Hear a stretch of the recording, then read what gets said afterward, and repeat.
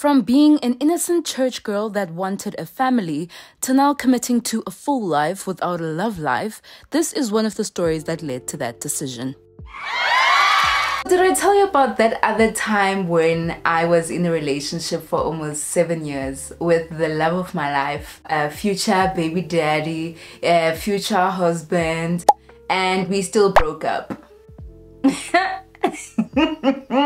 Did I tell you? Oh, I didn't tell you. Okay. I'm about to tell you. I'm about to spill the tea. In this life, bazalwane. In this journey of life, bazalwane, I definitely felt like, you know, the relationship was blessed by God. If we weren't supposed to be together, I'm sure we'd have broken up by now. I've been with this person forever. I was just getting a lot closer to him, like really seeing him for who he was, you know, and I was getting more and more disappointed.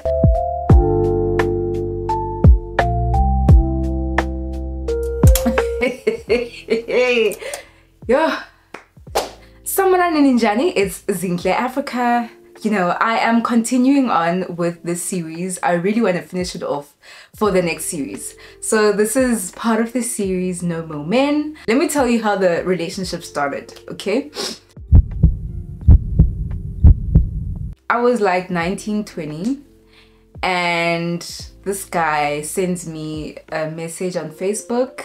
So the thing is, like, we were already friends because we went to the same high school. And so I was familiar with him, but I didn't know him like that. I think there was a time in high school where I was living up the road and he was walking up the road just walking home. And we just so happened to just walk together, literally like 2 minutes talking to him, and it was whatever. Like, no, he was not my type at that time. I wasn't even looking at him like that. But when I looked at his Facebook profile, you know, after he messaged me, I was like, okay, he's kind of grown up, shame, you know, let's see what he wants to talk about, you know. Long story short, we actually click on WhatsApp and, you know, we have a date, and that date was at Chicken Licken. So we're at Chicken Licken, he brings his friend to the date, honestly. And he's not even wearing like the way that I wanted him to wear.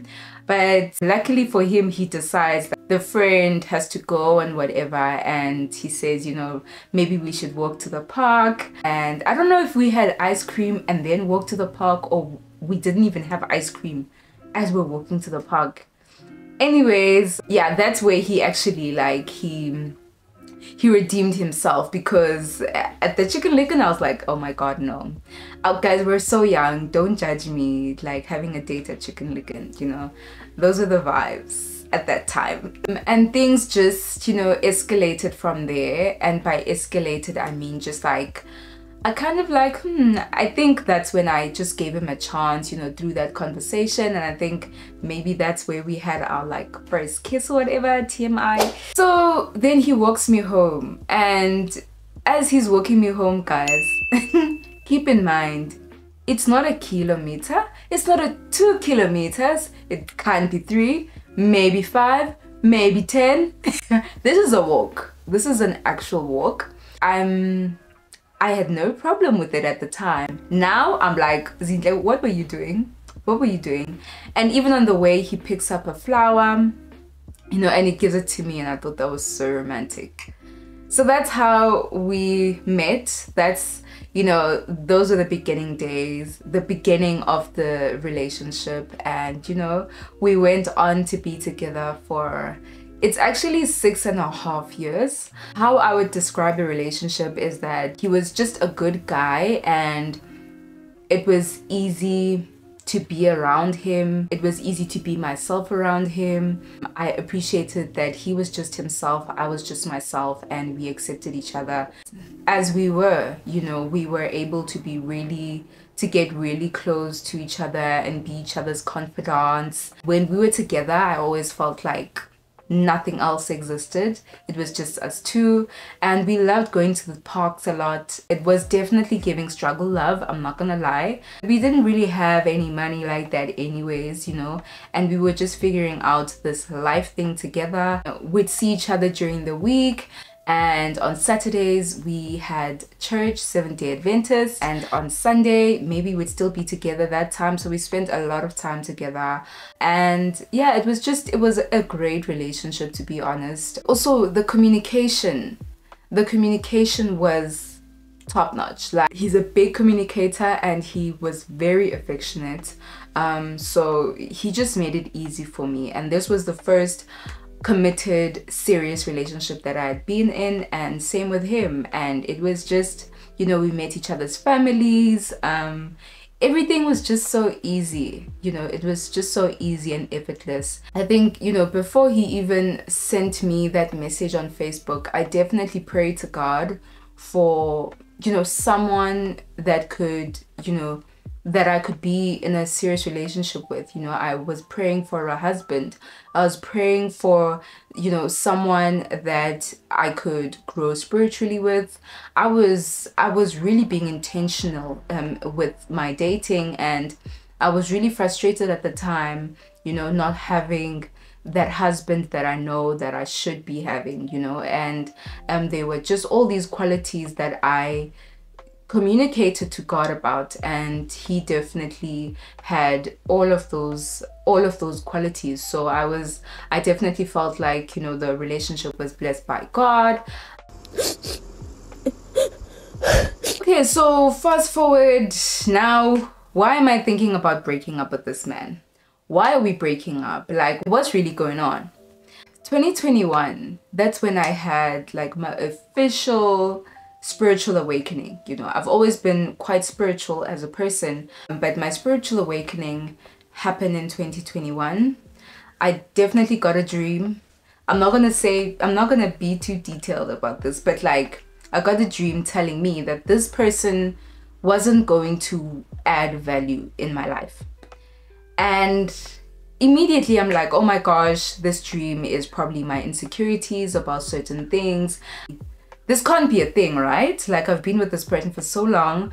If we weren't supposed to be together, I'm sure we'd have broken up by now. I've been with this person forever. Of course they have value in my life. Of course they, you know, have contributed to me being the person that I am right now, you know? That year was a roller coaster. I give 100% to everything that I do, and when it fails, it fails. So this relationship was no different. And that was the same year that I moved closer to him, and the same year where we kind of lived together for a little bit.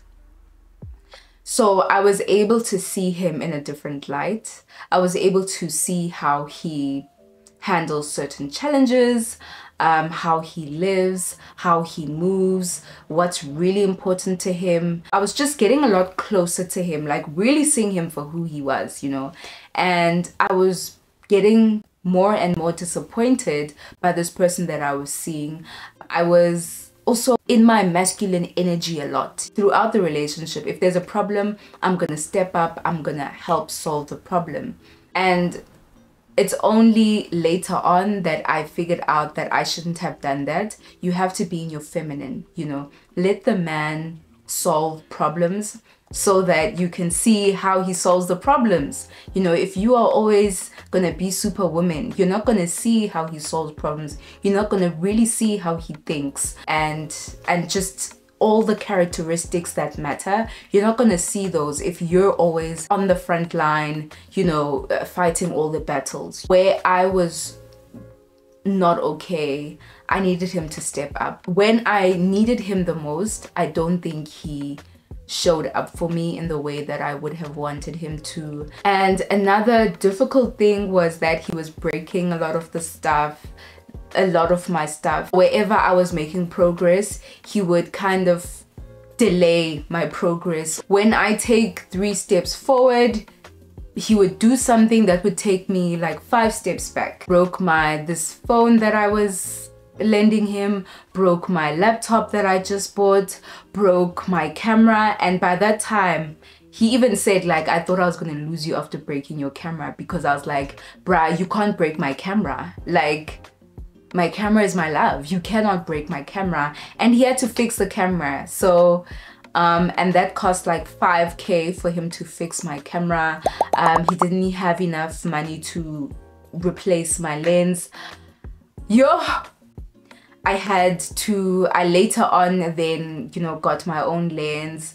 It was a little bit destructive to my own progress and to the person that I wanted to be. And at the end of the day, he wasn't showing me potential husband anymore. He wasn't showing me great boyfriend anymore. He wasn't showing me good boyfriend. He was just slipping up and slipping up and slipping up. One of the times that I knew it was really, really over was when we went to a wedding.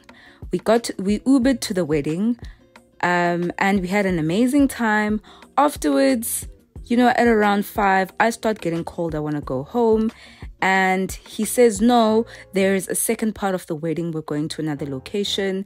Let's do that. And then, you know, I'll organize for my friend to take you home.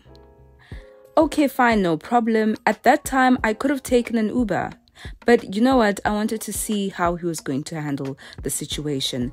We got there. I was pretty much outside the whole time, being really cold, and I kept on asking him, like, what's happening with transport? Like, I want to leave, only to find him at around like 12 or 11 drinking somewhere with, you know, one of his friends.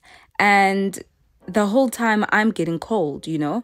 So it was the last time that I was going to let him take control of the situation, because he couldn't take control of the situation. And it really made me think, like, what was gonna happen if we were there, you know, with our kids? Would he be able to take care of them? You know, would he be able to take us home? Long story short, eventually, you know, at whatever times in the morning, his friend drops me off with him in the car, of course. I was then sick for about 2 or 3 weeks after that, getting the flu because of that situation. And when I asked him about it, he said, you know, he was getting really overwhelmed because his friend wasn't listening to him. And that's why he decided to just, you know, keep drinking, because he felt like it was out of his hands, you know. And that's not the kind of man that I wanted to be with at the end of the day. And that's when I knew that the relationship was really, really over, you know. And I was getting so many signs and lessons over and over and over again, just teaching me to let go of this relationship, until I actually did. You know, and I'm not perfect, but I try my best to be my best. And I had shown him my wifey qualities over and over again over the years, you know, and I couldn't show him more than what I had shown him. And I was getting disappointed by not seeing that potential husband in him. So I was growing more and more unhappy in the relationship, you know. And there's certain things that I just didn't like there was, in that short time when we were kind of like living together, you know, spending a lot of time together, he would come home late. I don't want to say this one, but like, how am I gonna say it? Buffalo soldier, coming from America. I don't no. It was just getting too much for me. He was doing a lot of things that I didn't like. The bare minimum wasn't cutting it anymore. And on top of that, when was the last time I got flowers? You know, I think when he saw that I was growing more and more unhappy and he was kind of scared that he was losing me, he did buy me flowers once, but that was probably the second time in like the 6 years or something. Like, guys, long story short, I started asking him about marriage. I started really addressing these issues, and he wasn't giving me anything concrete. And there was a time where I said, you know, even if we can just get engaged, you know, it would show me that you're serious, because right now, you know, I'm not seeing that you're serious. And At the beginning of the relationship, I always said that 7 years is my cutoff. 7 years, if we are not married at 7 years, I'm leaving you. I'm leaving you, I'm gone. You know, and I don't think he took me seriously. And I didn't need to be married, guys, before that 7-year period. You know, I was still young, still trying to figure out this life thing, and I appreciated that I had a committed, serious relationship. That's what I needed at the time. I didn't want to get married before then, but the fact that it hadn't happened now, that he's not really initiating it. Like now it's 7 years. I said 7 years. I didn't say 8, I didn't say 9, I didn't say 10, and you didn't take me seriously enough. It's 6.5 years. I'm feeling like defeated. And I tell him, I'm like, I just can't do this anymore. I feel like you don't value me, you don't see me this way, and like I would rather than just be single. And if I'm wrong, I will come back and I will apologize. But if I'm not, like, you know, you're not taking me seriously enough. And only when I say certain things, then you jump and you, oh, you know, because only then was he saying, oh no, I'll organize our families to come together. I'm like, families coming together for what? Where's the proposal?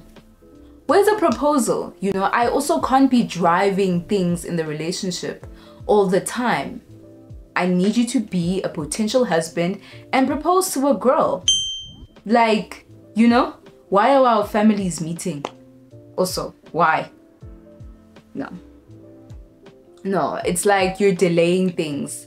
He wasn't being serious, and I was like, I can't do this. I can't do this. And you know, after we broke up, I didn't even cry a lot because I had gone through so much. I had been crying when I was in the relationship. By the time I left the relationship, I didn't cry. I was already beyond defeated, and I didn't cry. So then I was single. Single, you know, and I definitely met him like once or twice, maybe to give him a few of his stuff, or there's this other time we decided that we're just gonna talk about what happened. And I just didn't see a change in him, you know. I still saw that and it's not always about the money, you know. Sometimes I just wanted someone that is just, guys, he just wasn't hitting the marks for me anymore. And I would communicate and he wasn't taking me seriously, you know. I wanted more romance, I wanted more commitment, and I wanted him to take me seriously. I also understood that from my spiritual awakening, my ancestors need to be respected in a relationship, that in the relationship that I'm in. My partner must acknowledge my ancestors. And the best way to acknowledge my ancestors is to acknowledge my family, treat me with respect, and honor me as your wife. You know, when it is the time to do so. You know, you can't just be with me for 10 years, 20 years. I'm not playing games here. I'm not here to play games. Like, I'm really, like, I'm here for marriage, and I wanted a family with this man, you know, and he wasn't taking me seriously enough. He thought I was going to be around for 10 years. Why would I be with, guys, why would I be a girlfriend for 10 years? You know, it's not good. Like, he still wanted me to kind of hold on and have hope. But, you know, I think if he had listened to a lot of the things that I wanted in the relationship, maybe I would have stayed, you know, in the relationship, even though we weren't married. But we weren't married, and already there's so many things that I'm unhappy with in the relationship, you know. So that was it. So now I can leave the serious story times and get into the fun part. When I was dating after this relationship, that's when I saw what the dating life was really like in this day and age, because I had not experienced it for like almost 7 years. So I was shocked. From sugar daddies to gorgeous men. Ooh, yeah, so make sure that you are subscribed so you get to my other story times video. Comment down below. Other than that, love, light, and blessings to you. Bye. Mwah.